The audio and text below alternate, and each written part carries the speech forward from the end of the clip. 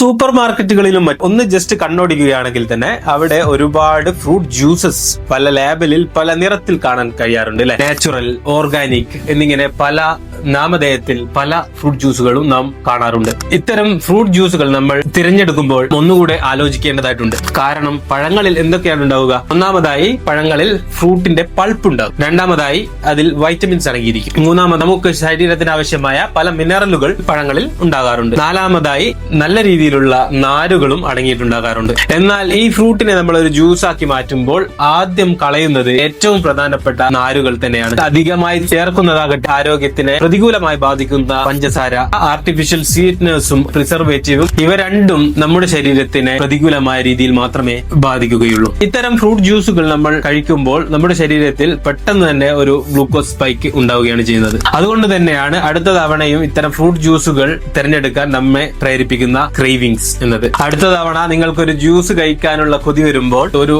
മുഴുവൻ പഴം തന്നെ നിങ്ങളൊന്ന് കഴിച്ചു നോക്കൂ.